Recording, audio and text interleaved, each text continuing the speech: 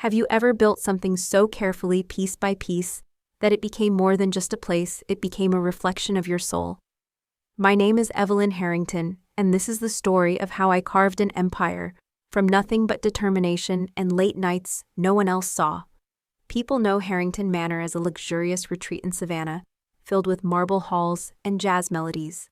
But what they don't know is the quiet storm behind every polished corner, the sacrifices hidden in plain sight, and the woman who nearly lost herself along the way. I wasn't born into wealth or legacy. I was born into a small southern home where dreams were considered indulgences, not blueprints for the future. While my friends went off to college with their parents' support, I poured coffee for strangers and studied design textbooks under dim lamps in borrowed apartments.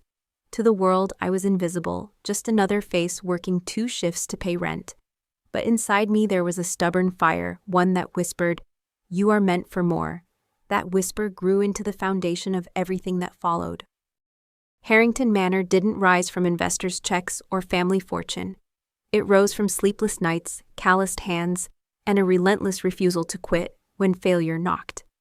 I mortgaged time, health, and even hope some days to bring a vision alive, a place where elegance and warmth coexist. And yes, I succeeded. Guests today marvel at the chandeliers, the lakeside views, the quiet grace of this estate. But success is not the whole story. The truth is, the higher I built my world here, the smaller I felt in the one place that should have been home, my own family's house. This is not just a story about ambition or business. It is a story about boundaries, about love that demands too much, and about the courage to stop seeking approval from people who only see what you can give, not who you are. Over the next few minutes, I'll take you with me through triumphs, betrayals, quiet revelations, and the moment I finally chose peace over permission. And maybe as you listen, you'll find a reflection of your own journey. Those moments when you had to ask yourself, what do I owe to them, and what do I owe to myself? When I step back into my parents' home in Charlotte, North Carolina, I expect echoes of childhood laughter at the dinner table, the smell of cinnamon rolls. On Sundays, my father's steady voice, reading aloud. Instead, what greets me is silence, laced with tension. Like the air itself has grown heavy with unspoken expectations. My mother, Margaret, notices the color of my blouse before she notices my face. My father, Charles, barely lifts his eyes from his plate. And my younger brother, Lucas, scrolls endlessly on his phone, only glancing up to toss in remarks sharp enough to sting. It's a strange thing returning to a place you once called home and realizing it no longer belongs to you. The walls haven't changed, the furniture is the same, but the energy is different, transactional, almost cold. Every visit feels measured, as if my presence is a currency, and my love is tallied in dollars. For many in America, this story is not unfamiliar. Perhaps you've gone home for Thanksgiving carrying both the turkey and the weight of expectation, only to hear a sibling say, "Well, you've got the good job, you can cover it." Families often forget that success doesn't erase humanity. Behind every polished accomplishment are sleepless nights, fears, and sacrifices. But when loved ones see only what you can provide, the bond weakens. Lucas, for example, doesn't see the girl who once stayed up tutoring him in algebra. He sees a sister with means, someone to foot the bill for his next big plan. And my parents, blinded by their hope of keeping the family afloat, no longer ask if I'm okay, they only ask if I'm available. The love is conditional, wrapped in invisible strings of obligation. The lesson I've learned is simple, but hard to accept. Not every house that raised you is still a home, and not every family bond nourishes you. Sometimes the people closest to us confuse support with dependence or love with entitlement. Recognizing this doesn't mean you stop caring, it means you stop shrinking. If you've ever felt that heavy silence at a dinner table, wondering if your worth is tied to your wallet, know that you're not alone. You deserve relationships where you are valued for your presence, not just your provision. As I drive away from Charlotte, the contrast is sharp. At Harrington Manor, I am respected, even admired for what I've built. Yet in my parents' living room, I'm invisible, seen only as a solution, never as Evelyn. That realization aches, but it also clarifies something within me. Success doesn't change family dynamics, unless you set boundaries. And soon I would be tested in ways I couldn't ignore, as Lucas unveiled a request that wasn't really a request at all. It was a demand disguised as celebration. It began with a single sentence spoken casually by my brother Lucas, as if he were commenting on the weather. "My 35th birthday is next month, and I'm throwing a gala." His words lingered in the air like smoke. At first I thought he was simply sharing plans, a harmless bit of excitement.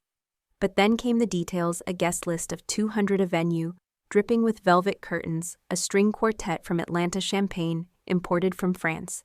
He said it all with ease, as if this extravagant celebration had already been sealed and paid for. The more Lucas spoke, the clearer it became. He wasn't announcing a dream, he was assigning me a responsibility. The budget alone, $120,000, rolled off his tongue without a pause. My mother nodded approvingly, adding softly, "Evelyn, you've built so much. Sharing with your brother is only gratitude for all you've been given." My father remained silent, his fork scraping against his plate, while I sat there frozen. It wasn't a request. It was an assumption, a family expectation disguised as love. My presence had already been signed into the ledger. In America, this dynamic plays out quietly in countless families. The successful sibling becomes the fallback fund. The one who pays off the mortgage, covers student loans, or foots the bill for weddings. Often it's not malice but habit, a cycle where gratitude blurs into obligation. I've met friends who confess they work 60-hour weeks not for their own dreams, but to keep their relatives' lights on. They whisper it with guilt, fearing judgment, but their stories echo mine. Love becomes heavy when it's reduced to a dollar sign, and affection turns conditional when tied to expense. The lesson here is not that generosity is wrong. Helping family can be a beautiful act of love. But when giving is assumed rather than appreciated, it ceases to be generosity, it becomes exploitation. True support is born from choice, not coercion. I realized that evening that my silence had enabled this pattern, by quietly paying before I had taught them to expect it again. And so my brother's gala wasn't just a party, it was a mirror reflecting back years of blurred boundaries I had failed to draw. Boundaries I now desperately needed to protect. I left that dinner with a pit in my stomach. Driving back to Savannah, headlights slicing through the night, I replayed Lucas's words on a loop. The celebration wasn't a dream I could applaud. It was a demand I could never meet without losing more of myself. And yet, even as doubt gnawed at me, I knew the test had only begun.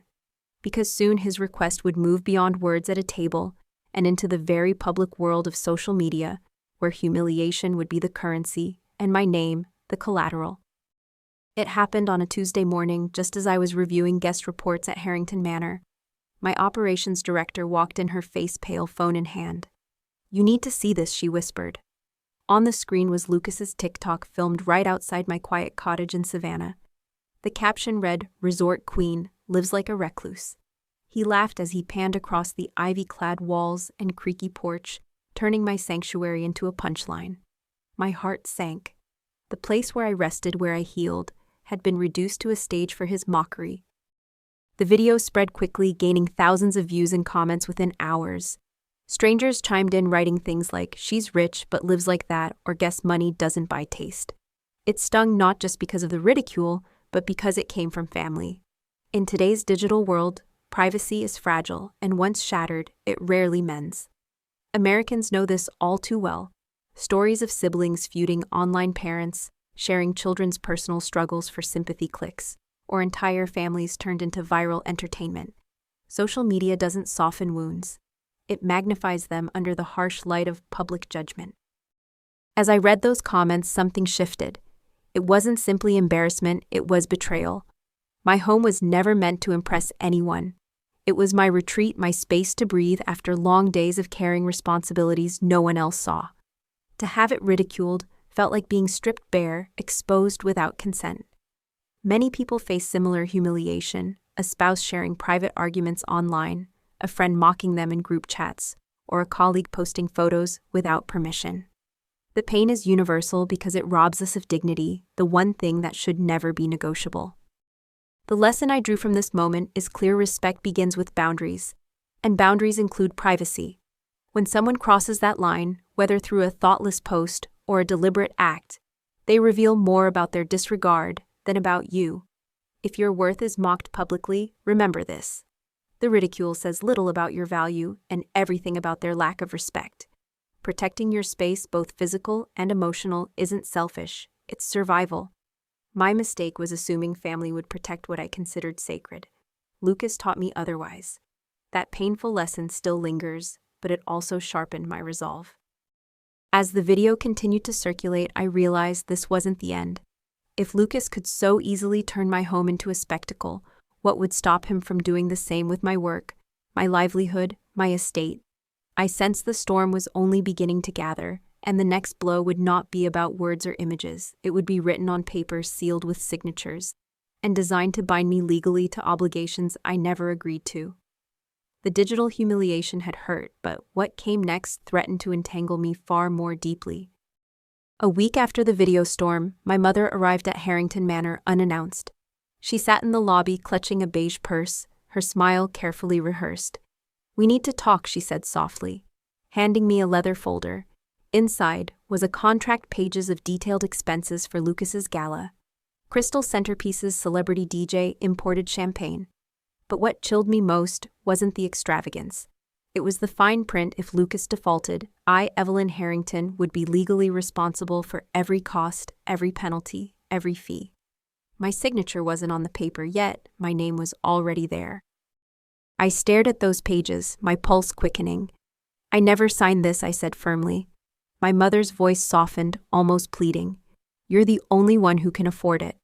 Lucas is still finding his way. Help him just this once." But I'd heard that phrase too many times. Just this once had stretched into decades. It reminded me of countless Americans pressured into co-signing loans, only to lose their savings and credit when the borrower defaulted. Love had been weaponized, reshaped into a legal trap. This wasn't generosity. This was entrapment dressed in family concern. The truth is, contracts don't care about intentions. They care about signatures, about liability, about cold lines of obligation. Families sometimes forget this. They assume love will cover the gaps that trust can stand in place of ink. But I've met people who lost homes because they guaranteed a sibling's mortgage, or who spent years repaying debt they never incurred. Their stories are a painful reminder when family ties mix with legal documents. The cost is rarely just financial, it's emotional, a fracture that takes years to mend. Boundaries aren't cruel, they are necessary shields. The lesson became clear that afternoon helping doesn't mean being used, and trust cannot be signed away without consent.